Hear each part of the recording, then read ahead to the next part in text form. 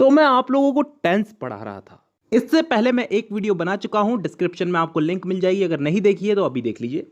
तो पिछली वीडियो में हम लोगों ने बात की थी कि टेंस के 3 प्रकार होते हैं, प्रेजेंट, पास्ट एंड फ्यूचर। और इन्हीं 3 प्रकारों को 4-4 भागों में बांटा गया है और टोटल मिलाकर के ये हो गए 4 तिया 12।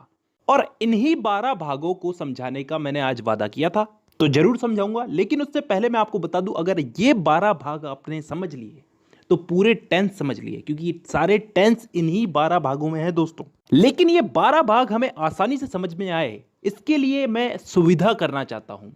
यानी इनको समझने से पहले एक चीज हम समझ लेते हैं, बहुत ही इंपॉर्टेंट चीज है, इसको समझे बिना हम टेंस नहीं समझ सकते।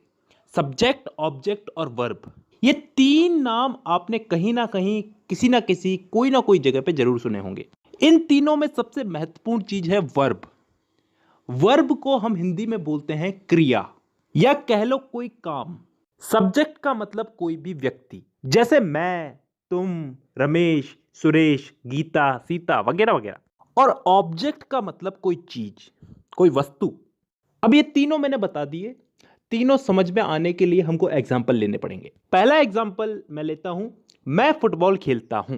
I play football. इसमें आई सब्जेक्ट है, फुटबॉल ऑब्जेक्ट है और प्ले वर्ब है, क्रिया है। अब आपने वर्ब की फर्स्ट, सेकंड और थर्ड फॉर्म का नाम तो सुना ही होगा। यह किस काम आती है, समझाता हूं। देखिए, अभी हमारे पास वाक्य है मैं फुटबॉल खेलता हूं, आई प्ले फुटबॉल। इसमें प्ले जो है ये वर्ब है और प्ले वर्ब की फर्स्ट फॉर्म है। अब मान लो इसी की जगह हमारे पास वाक्य होता कि मैं फुटबॉल खेलता था, तो ये फर्स्ट फॉर्म जो है वर्ब की, ये बदल जाती सेकंड फॉर्म में, यानी कि प्ले की जगह प्लेड हो जाता, आई प्लेड फुटबॉल। यहां पे सब्जेक्ट चेंज नहीं हुआ, ऑब्जेक्ट चेंज नहीं हुआ, सिर्फ वर्ब की फॉर्म चेंज हुई। फर्स्ट फॉर्म से वर्ब की सेकंड फॉर्म हो गई, प्ले बन गया प्लेड। तो आई प्लेड फुटबॉल, मैं फुटबॉल खेलता था। तो दोस्तों यहां पे सब्जेक्ट, ऑब्जेक्ट और वर्ब क्लियर है। सब्जेक्ट किसी व्यक्ति को बोलते हैं, ऑब्जेक्ट किसी चीज को बोलते हैं और वर्ब जो वो काम कर रहा है उसे बोलते हैं। अब हम चलते हैं हमारे उन टेंस के 12 भागों पे, जिन्हें समझने से हमें टेंस समझ में आएंगे। और इन सबको मैं एग्जाम्पल दे दे के समझाऊंगा। तो एग्जाम्पल्स को समझने के लिए सब्जेक्ट ऑब्जेक्ट समझना जरूरी था। तो अब शुरू करते हैं इन 12 भागों को समझना। अब यार पहले तो ये इंडेफिनेट वाले समझ लेते हैं, प्रेजेंट इंडेफिनेट, पास्ट इंडेफिनेट और फ्यूचर इंडेफिनेट। तो पहले हम समझते हैं प्रेजेंट इंडेफिनेट। हाँ, तो अब इसको मैं एग्जाम्पल देकर के समझाऊंगा। 3 टाइप के मैं आपको इसमें एग्जाम्पल्स दूंगा, अफर्मेटिव, नेगेटिव और इंटेरोगेटिव। जिसे हिंदी में बोले तो सकारात्मक, नकारात्मक और प्रश्नवाचक। और उसके बाद कुछ इंपॉर्टेंट रूल्स है, वो याद करने हैं। उसके बाद ये भाग कंप्लीट। तो शुरू करते हैं। मैं किताबें पढ़ता हूं, आई रीड बुक्स। यहां पे मैं सब्जेक्ट हूं, किताबें ऑब्जेक्ट है और पढ़ना एक क्रिया है, यानी कि वर्ब है। तो सब्जेक्ट आई, पढ़ने का रीड वर्ब रीड और object books, I read books. चलिए इसी को नेगेटिव में बनाते हैं। मैं किताबें नहीं पढ़ता हूं, I do not read books. यहां पे ये डू नॉट क्यों आया ये मैं बाद में समझाऊंगा, लेकिन अभी इतना समझो कि यहां पे आई वही सब्जेक्ट, रीड वर्ब और किताबें बुक्स ये ऑब्जेक्ट। इसी का हम लोग एक इंटरोगेटिव एग्जांपल लेते हैं। इंटरोगेटिव यानी कि प्रश्नवाचक। क्या मैं किताबें पढ़ता हूं, डू आई रीड बुक्स। चलिए अब यहीं से ही हम लोग नियम चालू करते हैं। सबसे पहला नियम ये कि यहां पे डू पहले क्यों आया। तो दोस्तों कोई भी वाक्य अगर क्या, कब, कहां, कैसे, क्यों इन शब्दों से चालू होता है तो सब्जेक्ट के पहले, मतलब यहां पे सब्जेक्ट आई है यानी कि मैं हूं, तो इस आई के पहले डू या फिर डज का प्रयोग किया जाएगा। लेकिन यहां पे डू का प्रयोग ही क्यों किया गया, डज का प्रयोग भी किया जा सकता था। तो मैं आपको बता दूं, डज का प्रयोग सिंगुलर सब्जेक्ट के आगे किया जाता है, यानी कि एक वचन। यहीं पे इसी से ही हमारा दूसरा नियम भी निकलता है। मैंने आपको बताया था यहां पे डू नॉट क्यों आया, ये मैं आपको बाद में बताऊंगा। तो अब बताता हूं। देखिए यहां पे अगर आई की जगह कोई सिंगुलर नाउन होता, ही, शी, इट वगैरह, तो यहां पे डज नॉट का प्रयोग होता। और क्योंकि आई एक प्लूरल नाउन है तो इसके साथ डू नॉट का प्रयोग होगा। अब इस आई रीड बुक्स वाले सिंपल सेंटेंस को क्यों छोड़े, इसके साथ भी एक छोटा सा नियम है। इसमें अगर सिंगुलर नाउन हो, ही, शी, इट वगैरह, तो वर्ब की फर्स्ट फॉर्म के साथ एस या ईएस जुड़ता है।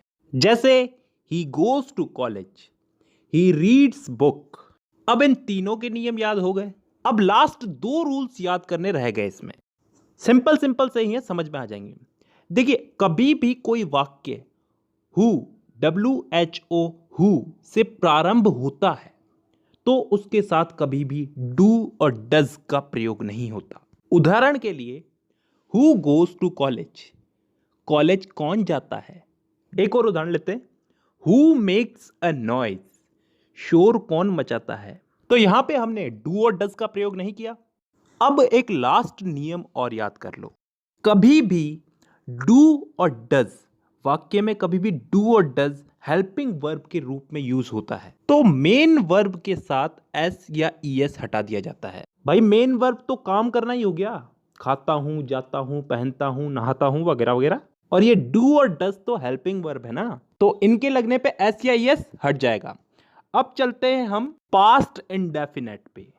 इस वाले भाग में भी हम लोग वही तीन टाइप के वाक्य लेंगे, सकारात्मक, नकारात्मक और प्रश्नवाचक, और उसके बाद इसमें भी कुछ इंपॉर्टेंट रूल्स, और फिर ये भाग भी कंप्लीट। देखिए, सबसे पहले तो मैं आपको बता दूं, इस टेंस के अंदर कोई काम हो चुका है, बीते हुए समय में समाप्त हो चुका है, खत्म हो चुका है, उस काम को बताएंगे। देखिए दोस्तों, मैं चाहता हूं कि इस वाले टेंस के अंदर आप पहले रूल्स समझ लो, रूल्स के साथ साथ हम एग्जांपल लेते लेते समझते जाएंगे। देखिए, इस टेंस का सबसे पहला नियम तो यह है कि यहां पे सकारात्मक वाक्यों में वर्ब की सेकंड फॉर्म लगेगी, सभी प्रकार के वाक्यों में।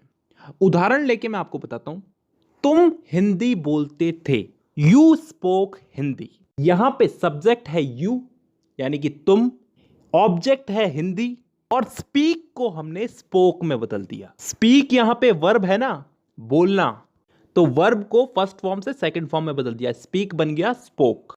अब यहीं पे ही हम लोग इस वाक्य को नेगेटिव में बदल के देखते हैं। करना कुछ नहीं है, तुम हिंदी बोलते थे को तुम हिंदी नहीं बोलते थे, you did not speak Hindi.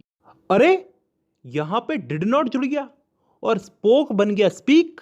हां, यही तो नियम है, नेगेटिव सेंटेंस में सब्जेक्ट के साथ में डिड नॉट जुड़ता है, कैसा भी सब्जेक्ट हो, सिंगुलर हो या फिर प्लूरल हो, और डिड नॉट लग गया तो फिर वर्ब की सेकंड फॉर्म हो जाएगी फर्स्ट फॉर्म, स्पोक बन जाएगा वापस से स्पीक।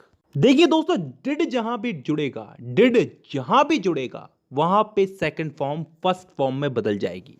अब इसी को ही हम इंट्रोगेटिव में बदल के देखते हैं, यानी कि प्रश्नवाचक में बदल के देखते हैं। तो कैसे बोलेंगे इसको, क्या तुम हिंदी बोलते थे, did you speak Hindi.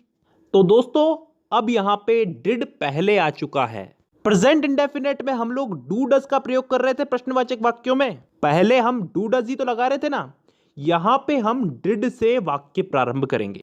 Did you speak Hindi, और स्पीक यानी कि वर्ब की फर्स्ट फॉर्म, स्पोक नहीं है यहां पे, स्पीक है, तो स्पीक यहां पे इसलिए आया है क्योंकि डिड लग गया यहां पे, और डिड जहां भी लगेगा वहां पे वर्ब की फर्स्ट फॉर्म आएगी ही आएगी। ठीक है, ये तीनों वाक्यों में तीनों के नियम याद हो गए।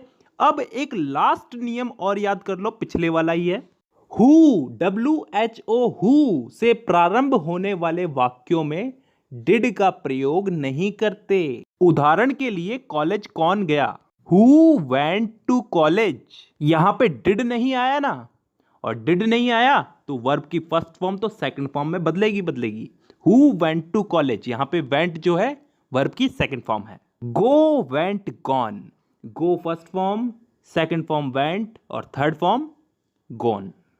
अब हमारा ये भाग भी कंप्लीट हो गया। अब हम चलते हैं अगले भाग में, यानी कि फ्यूचर इंडेफिनिट टेंस में।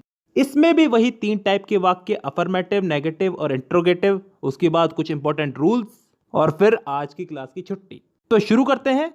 देखिए, इस वाले टेंस में भविष्य में होने वाले किसी भी काम, कोई सा भी काम हो, उसके लिए इस टेंस का उपयोग करते हैं। जैसे मैं अफर्मेटिव सेंटेंस में एक एग्जांपल लेता हूं, आप हिंदी बोलेंगे, यू विल स्पीक हिंदी। यहां पे विल लग जाएगा, विल, ठीक है। इसके साथ वर्ब की फर्स्ट फॉर्म लगेगी। देखिए यहां पे मैंने स्पीक बोला है, स्पोक नहीं बोला, तो बस इतना याद रखना है। देखिए शैल और विल का उपयोग होता था पहले, लेकिन अब ये लफड़ा नहीं है, तो आप सिर्फ विल ही याद रखो, हर वाक्य में विल ही लगेगा। अब इसी को ही हम नेगेटिव में लेते हैं, आप हिंदी नहीं बोलेंगे, you will not speak Hindi. यहां पे कुछ फर्क दिखा आपको? यहां पे बस नॉट शब्द जुड़ा है। नॉट शब्द कहां जुड़ा है? विल के बाद और वर्ब से पहले। वर्ब क्या है हमारी यहां पे? स्पीक। काम तो स्पीक तो बोलना ही कर रहे हैं ना, तो वर्ब से पहले नॉट लग गया, विल के बाद नॉट लगा है। अब एक इंट्रोगेटिव एग्जांपल लेते हैं, क्या तुम हिंदी बोलोगे? Will you speak Hindi? यहां पे क्या हुआ है? कुछ फर्क दिख रहा है? विल जो है ये आगे आ चुका है। इंट्रोगेटिव सेंटेंस में विल को सब्जेक्ट के आगे यूज करते हैं, बस इसके अलावा कोई और रूल याद नहीं रखना। तो दोस्तों आज की वीडियो में हम लोगों ने इंडेफिनेट को कंप्लीट समझ लिया। आज की वीडियो में हमने प्रेजेंट इंडेफिनेट, पास्ट इंडेफिनेट और फ्यूचर इंडेफिनेट समझ लिए हैं। अगली वीडियो में मैं आपको प्रेजेंट कंटिन्यूस, पास्ट कंटिन्यूस और फ्यूचर कंटिन्यूस ये तीनों समझाऊंगा। तो दोस्तों आज की वीडियो में बस इतना ही। मुलाकात होगी आपसे अगली वीडियो में, तब तक के लिए धन्यवाद।